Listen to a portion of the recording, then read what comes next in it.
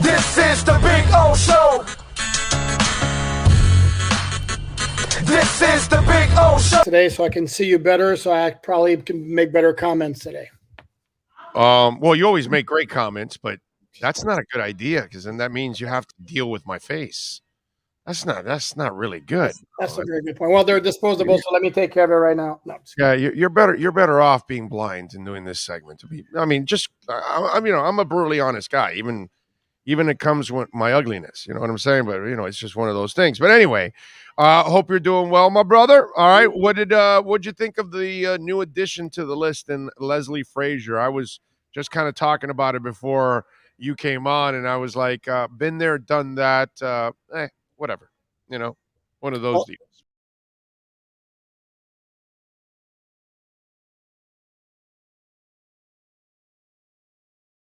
but they have three been there, done that with him, Dan Quinn, and Vance Joseph. Again, if we're looking for communication and collaboration, Leslie Frazier certainly falls into that category a lot more than Brian Flores, so he makes sense from that standpoint. The guy can coach defense. Personally, I would prefer an offensive coach, but and I think it would be better for the organization to get an offensive coach. But I understand, hey, doing your due diligence. There's nothing wrong with interviewing a whole bunch of different candidates. I'm still waiting for Doug Peterson's name to pop up. I'm still waiting for Jim Caldwell's name to pop up.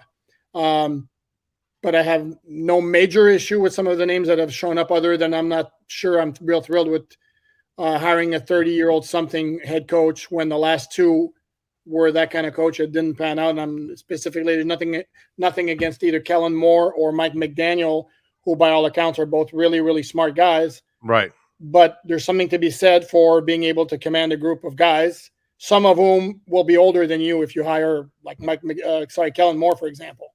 So ideally, personally, I'd prefer somebody who's a little bit older, not – I don't want and build a staff, bro. We just have gone through this.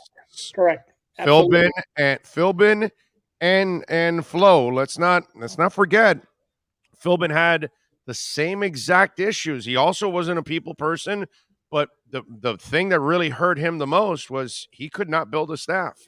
And that's been the same problem with Flo, obviously. To me, it's everything. It's not just building a staff. It's building staffs, because you're going to have to build one after another, after another, after another. Spo, and I know it's a different size of whatever, but he's had 3 different staffs already with the Miami Heat. That's impressive, dude.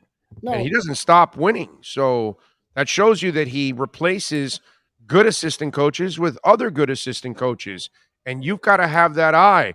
The guy you're dealing with in the division, dude, he goes from Dean Pease to a Flo, to a Romeo Crennel. He has one defensive coordinator after another and his offensive coordinators. So I know he's the genius, but he actually also has really good assistants overall. And you've got to be able to do that. And to me, that's why Caldwell for me is the best choice out of all those guys. But the thing with Belichick also is how much of it is he hires really smart guys, or he's a really good teacher in addition to being really, really smart and being a great coach. It's all of that. It's all correct. And that plays a factor. And I think Flo is a really, really, really smart guy. I just don't know if he has the personality to be able to get guys to like really listen and absorb what he's saying. And that was, ultimately like a major problem, as we've spoken before, especially on the offensive side of the ball. That was a big issue. And again, the ability to assemble a staff, absolutely, without question, is a key in hiring a head coach. Who's your selection? Well, I told you before, I like Doug Peterson. Okay. Is my guy. I would have no issue with Jim Caldwell. But again, those are guys in that wheelhouse. I'm not a big fan of Kellen Moore. I'm not a big fan of Mike McDaniel. Again, nothing personal. They're a little young for my taste. I think personally, I explained this yesterday because some people are like, man, that Mike McDaniel looks like he's squeezing zits still out of his face and all that, because he does look young as hell, and he is young as hell. Yeah. But what I'm trying to explain is I don't think they have any intentions on hiring those guys. But what they're doing is they're doing due diligence down the line, because as a GM, you also have to plan for the future. So let's say you are hiring Peterson or Caldwell, but you want to know how Mike is and where he's at right now. So that way you kind of have a feel for him 5 years from now. You say, hey, we interviewed this guy. He was pretty good then. He was pretty put together. 5 years later, maybe he's in a better spot. Let's bring him in again, and because if they left an impression this time around, maybe they become even a better candidate for you then. So for me, this fishnet approach that you're watching is really about the present and just planting seeds for the future. Really, that's what I think. No, correct. And let's not kid ourselves. It's not like the Dolphins already don't have an idea of, let's say, a final 2 or 3. I mean, they know who the final 2 or 3. And again, just like when you start off like working somewhere, that's like they tell you take job interviews because it's going to help you with the process. Of course. And it doesn't hurt to interview a whole bunch of guys. You just, gather information. But yeah, they might even know already who it is that they're going to hire. I think so. Or at the very least 2 or 3. And then it's, again, like as you mentioned, it's fact gathering mission in the meantime. Yeah, I think a month ago they already had that list. You're not wrong. Yeah, I'm pretty sure of that, bro. I'm pretty sure they had that list and that idea already a while ago about who they were going after they're going to can this guy, because I'm sure what happened in the first half of the season is what triggered all of this. One of the things I talked about in the first hour, Stephen Ross knows where all the bones are buried. He knows exactly who demanded what and what changes were made on the team and why and who demanded this or that. He knows the play-by-play, and that's why this decision was made. And I think that's the part that I think some people are kind of overlooking, saying, well, he had back-to-back winning seasons. Well, that tells you what an indictment it is, that they had back-to-back winning seasons, and they couldn't get rid of them fast enough. So yeah, but that's because he wasn't fired because of the on-field result. He was fired because of what was going on behind the scenes. Right. And I think deep down inside, they feel like they should have been in the playoffs if it wasn't for him. That's what I think goes on in that building, because the 1-7 is what costs them. See, the where I think the public and some media members fail is they hang on to the 7-game winning streak, but they leave behind the 1-7, and that's the reason why you're not in the playoffs. You killed yourself to get back, like those Florida Panther teams of the past, but what you did in the beginning was that was your real violation. That's why you're not there. It's not a great feat to win 7 in a row. It's a desperate feat to win 7 in a row because you had screwed up so much at the beginning of the season. Well, okay, this is where you and I are going to disagree, because to me there were so many factors involved in the 1-7 start, including the fact that the schedule was twice as difficult as it was on the back end. You look at their first 5 games. Okay, that's number one. Number two, you had several young players to integrate into your system, particularly on defense, and it's not a simple system. And we're talking Javon Holland, we're talking Jalen Phillips. Those are 2 guys who stand out, who became really so much better, let's say, in the second half of the season. And maybe partly that's why they weren't blitzing as much early on in the season, because maybe Phillips and Holland weren't really totally on board with what they were supposed to do. That's number 2. Number 3, the offensive line was an absolute catastrophe in the first half of the season. I've been defending their play, ad nauseum, but over the second half of the season, I easily can recognize in the first half of the season it was a complete disaster. And then the other factor also, and I know you're going to like this one, they had to go with Jacoby Brissett for a while. So if Tua doesn't get hurt, that helps. And the one game I look back in that 1-7 start, the one game that jumped out at me where if the offense can get out of its way, actually made it won that game, is the Colts game, where if you recall, neither team was doing anything on offense. I know. Until Brendan Scarlett takes a stupid offside penalty on a 4th and 3 when the game's like 3-3, I remember. And then the Colts go right down and score, and the Dolphins were playing catch up from behind. And Brissett was bad that day. The offensive line wasn't giving him a shot. So I do think that Flores deserves more credit for bringing him back from 1-7 than he deserves blame for them. Yeah, but see, the problem where you and I detour on that first half, we're talking about Jacksonville and the Raiders, bro. You got to win those games. Raiders are in the playoffs. They're a good team, and they had every chance to win the game. They should have won that game. They should have won that Raider game, but they also should have won the Jacksonville game. So yeah, you're right. It was more difficult, but the easier games and the ones you had, didn't they lose 3 games by 3 points? Right? I think, if I'm correct, 2, right? 3, and 3. Yeah. So are the games that were winnable. You know what I mean? And so you had to come away with some of those victories. So you're right that it was a more difficult schedule, but where I disagree with you is you lost the games that you should have won.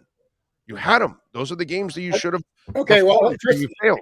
okay, but I don't know why we can say they should have won at Vegas when Vegas is a playoff team. Although I'm going to help your case here and hurt mine that I despise Flores' decision to kick a field goal on like 4th and 2 from the 30-yard line in overtime to tie the game. To me, was completely a horrible decision. But I can't say Vegas is a game they should have won. They could have won it. And then Jacksonville, dude, they pretty much beat everybody on their schedule that they should have beaten. And the game against Jacksonville basically came down to they go for it on 4th and 1. They get stopped, and then Jacksonville pulls off the miracle of being able to get 10 yards in 4 seconds and get the field goal kicker, who, by the way, hadn't made a field goal longer than 46 yards before that game. So that was kind of a Flores blunder, right? Where was the blunder? I mean, just that you allowed that to happen. Well, dude, I mean, like my father used to tell me, the other side gets paid too. I mean, Jacksonville beat Buffalo, and they beat Indy in the last game. I know. They beat. So it's not like just because you show up and they show up and they're Jacksonville. Yes, they should. That's a team you should beat, and they beat most of the teams that they should have beaten throughout the year. So I don't know that I can go and say, well, they didn't make the playoffs because they lost against Jacksonville. I mean, yeah, that was that loss. That one stung so badly. That Jacksonville loss. It was fluky. It was very fluky too. Do we know the process here? Do we know how long this thing's going to take? Do we know if candidates are being shuffled in and out? Do we know who's interviewed, who's not? What do we know on that end? Well, what we do know is Peter Schrager from Good Morning Football has reported that initially it was going to be Brian Daboll and Leslie Frazier on Sunday, right after the Bills play Saturday night. Now, apparently, Frazier's been pushed back to next week. My guess is there's going to be a whole lot of things happening next week as well. And I can't imagine it's going to be a terribly quick process. I don't think it's going to take as long as it did with Flores, because Flores was in the middle of a Super Bowl run and he couldn't be hired until it was done. So he was hired February 4th. I think ideally in a situation like this, you'd like to have your staff in place by the Senior Bowl. So I think we could look at that as a target date, maybe a few days before that. If you had to target players that are coming back and some that are gone, who are they on this team? Is this my preference or my prediction? Yeah, no, your prediction. Oh, my prediction. Okay. Your feel for who stays and who goes. Okay, depending on the kind of coach, I would have told you, had Brian Flores stayed, I would have told you I would have put it more than 50-50 that they would let Mike Gesicki walk in free agency. Now, if they hire a different kind of coach who runs like a more of a down the field passing attack, I can see them hanging on to Gesicki, although I can't see them breaking the bank for him because he is kind of one-dimensional. I think Eric Rowe's in trouble because of his cap number and the fact that they have two good young safeties with Brandon Jones and Javon Holland, even though I like Eric Rowe a lot. I think Devontae Parker, and I know that you'll be happy about that, I think he could be somebody where the Dolphins come up to him and you say you got to restructure your deal. And if he doesn't, if you look at, I just checked the numbers, if you make him a post-June 1 cut, I think the dead cap money is like $2.6 million, which is not egregious. So I think that's somebody. Savon Ahmed's an exclusive right free agent. I don't even think the Dolphins are going to tender him. Those are the kind of Alan Hearns. I don't see any way he comes back. Some of the fringe guys like that. I absolutely think Emmanuel Ogbah is going to get re-signed regardless of the new head coach. X is the big question mark, and I'm going to say what I've said before. I caution against. I know it's really tempting to dump him because you save a lot of money, and he's 28 now. He's going to be 29. I think July the 4th is his birthday, and he's had knee injuries. But again, you weaken your defense big time if you get rid of him. So Well, To me, he's 50, how do I'm you 50-50 on re-sign? How do you re-sign Gesicki, Wilkins, Agba, Needham, and keep both corners? I was talking about that in the first hour. I don't think that makes any sense. X has got a knee that's going to give out at one point or another. He's going to want money again, obviously. You trade him, you get picks, you play Iggy, you sign a backup veteran just in case the Iggy thing doesn't work out, and you can play that veteran, but you have to sign all these other guys. And there's no way you can keep everybody. Plus, I believe they're going to go after an offensive lineman or two in free agency. So that'll take up more cap space. So, I know they talk about the 70 million, but before you know it, that Oh, 70 no, million correct. is gone, dude. You know I what I'm agree, but saying? yeah, So but I here's don't, mathematically, I don't think you're able to keep everybody, go after linemen, and keep X. Doesn't make sense. okay, but here's the thing though. Wilkins has another year on his rookie contract. So what you're going to do now is you're going to pick up the 5th-year option Right. or next year. This year he's still very cheap, so he's not a problem. Agba to me is a must resign. Yes. Gesicki, even though he's a really good receiving tight end, and you drafted Hunter Long for a reason last year. Is there going to be that much of a drop off as a receiver, as a pure receiver tight end? Well, experience-wise, there is right now. Well, no, I understand that, but in the long run, for the money that you're going to save by not re-signing Gesicki, to me that you don't re-sign Smythe. You let him go. except Smythe right? can block. Smythe can block. That Hunter becomes the blocking, catching guy. Gesicki is your athletic / wide receiver tight end type. Except I don't know. Yeah, I'm not sold on Hunter Long as a blocker. Just like I'm not sold. You have a whole lot more confidence in Iggy than I do. I don't. It's not that I have confidence in Iggy, dude. In him. It's not a matter that I have confidence in Iggy. Is that they have no choice. They have to play him now. They have to find out if he can play or not. You haven't played him enough. None of us know really if he can play. He's only played a couple games, and yeah, I know they were disastrous. Oh, there was one outing last year where he did all right, but still, there hasn't been enough out there to even decide whether he can play or not. You've got to let him go out there and play a bunch and make a bunch of mistakes and find out. They have no choice, Alan. They have to find out if he can play or not already. If not, then why'd you draft him? You know what I mean? Because you thought you thought he could develop, and he can't. Here's the thing. I always haven't developed him yet. You haven't developed. Here's the thing, though, is that I defer to coaches a lot of times too. Is they see him in practice every single day, and they haven't bothered putting him on the field. I mean, he's basically on the field on special teams. I mean, how bad does he have to be? And we saw him like he was a disaster as a rookie. We saw him in the preseason a little bit this year, right. And it's rough, man. It's rough. But what is he can't find up time for Gesicki on the field? I mean, it's not like he makes all the right decisions. Oh, I agree. You know what I'm saying? So I'm not agreeing with that. I'm just saying my guess is I think that they can afford to like in terms of helping the team again. If the plan is to compete in 2022, I think the Dolphins absolutely positively should keep X.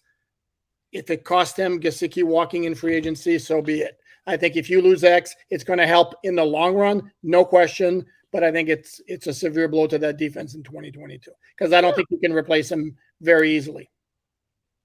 No, I get that. I guess I get that. That's what the optics are. It may not be the reality, or it might be the reality. We don't know because we don't know what they're going to get in place. Anybody expect Javon Holland to become that good that quickly? Not really. You would expect him to take a little while to develop, and the kid has shown you flashes right from the get-go. So sometimes you find guys that can flash right away and fill in, and maybe they find somebody else that can fill in right away. Maybe Iggy the light goes on. I have no idea. What I don't want to do is give up on any of these kids when they really haven't played much. I'd like to at least see them play a bit before I actually say they can't play, because if they were successful at a high level in college, then let's give them a chance to kind of find their way here and figure things out. You know what I'm saying? I just feel like we haven't given the kid a chance. Well, I'm not advocating dumping him, but I'm saying, again, if the idea is to compete in 2022, I think even hoping for him to be serviceable as a starting cornerback is very dangerous. That's all I'm saying. Yeah, the only thing is, I think the danger you're playing with now is that you're setting an agenda on the season when nobody said anything like that. Nobody said, "Oh no, it's winning or bust." So we have to go out there and play to win. No, you got to go out and develop a team. And so part of it is developing a Hunter Long that hasn't played a lot. Part of it is developing an Igbenogany who hasn't played a lot. So that's kind of part of the process that you've got to play some of these young guys. So there's going to be growing pains. And we already thought they were a playoff team, and they didn't end up being a playoff team this year. So let's not consider them a playoff team. Let's just see what the next coach can do with this team and see if they can improve it.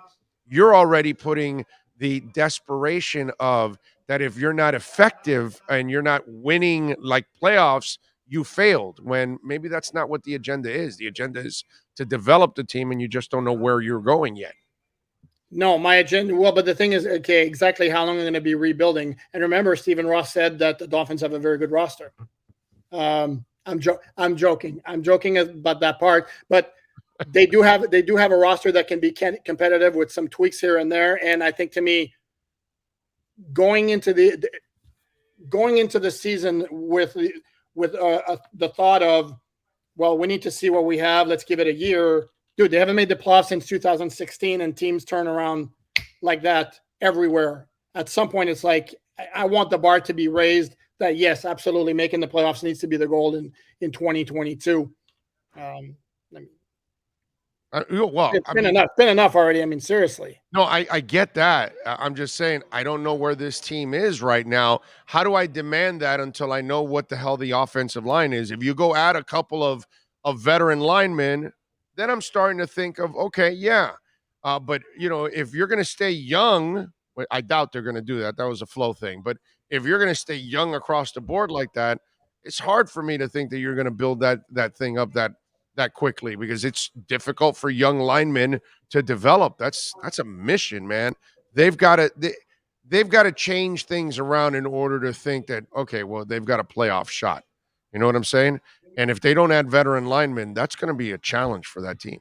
I think going in, and I'm not suggesting you tell the coach it's playoffs or bust, which it would have been with Flores, but you need to set an expectation. And you and I think both agree that if they get their hands on a good offensive line coach, yes. Now the need to get veterans, obviously it's still there, but it's not as dire as it is right now. Because right now we're looking at the finished product and be like, oh my God, this needs so many parts. Well, maybe it just needs better development, better coaching. And it does need better development, better coaching, but they do need a couple of veteran linemen in there.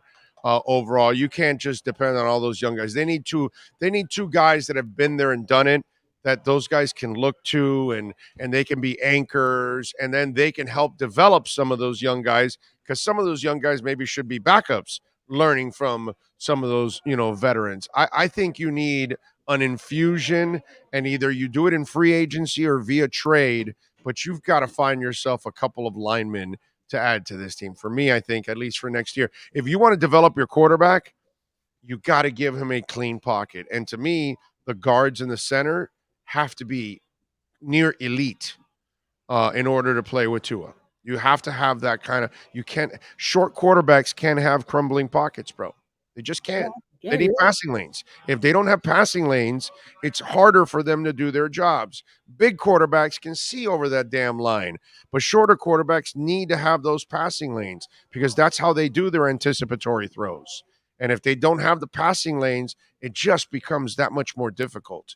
And I know that they know that. Anybody knows that with short quarterbacks. You got to do that. And I think that that's where you'll see the focus, is that they'll fix the middle of that line in a big time way. That's just me. No. There's nothing. I agree with everything you said. My point is, I would put finding a quality offensive line coach almost at the same level. Yes. As bringing in talent. Yes. No. The head coach I hire, he has to tell me, who are you getting at O-line coach? Like, guaranteed who's coming, because we need one of the 5 best O-line coaches in the NFL from here on out. Money's not an issue. Whatever, we'll We'll pay him double of whatever because Stephen Ross will pay whatever. That's what you got to love about Stephen Ross. He's going to do whatever the hell you need to win. Right. So I'm with you, dude. You've got to find, that's why a Caldwell I like, because I know he's going to be able to get a good offensive line coach. And he's going to be able to get a good offensive coordinator. Plus, he's an offensive coordinator and a quarterback guy. So to me, that's where it just builds real synergy overall. Well, and also, if you recall, when the Eagles won that Super Bowl in 2017 with Doug Peterson, the strength of that team wasn't that quarterback with Nick Foles, even after he replaced Carson Wentz. It was their two lines. Their O-line and their D-lines were completely outrageous. So, obviously, Peterson had his hands on a really good offensive line coach. I couldn't even remember who it was at the time, but obviously, this is somebody who knew his business. So, Peterson knows what a good offensive line should look like. I'm with you there. All right. Is this done by the Senior Bowl, you think? That would be my expectation, yes. Yeah, me too. I think so too. All right. Follow him on Twitter at Poupart NFL. What are you working on over there at Sports Illustrated, young man, so folks can check you out? Nothing. I'm taking a break the entire month. Just Really? playing. Just now playing. That'll come in. Wait, it's not July. It's not June, No. late June, early July. That'll come late June. No, I got a mailbag going up, and then I'm going to start doing some season recap stuff, and obviously keeping tabs on the head coaching search, which obviously is the big news these days. That it is, my friend. Follow him on Twitter at Poupart NFL, and if you're a Dolphins fan, you must bookmark his Sports Illustrated page. They know how to get it done there. He's printing articles left and right. Alain, as always, thank you, my brother. Appreciate you. You got it. Have a great rest of the week. You got it. There you go. The great Alain Poupart. Hour number 3 is next.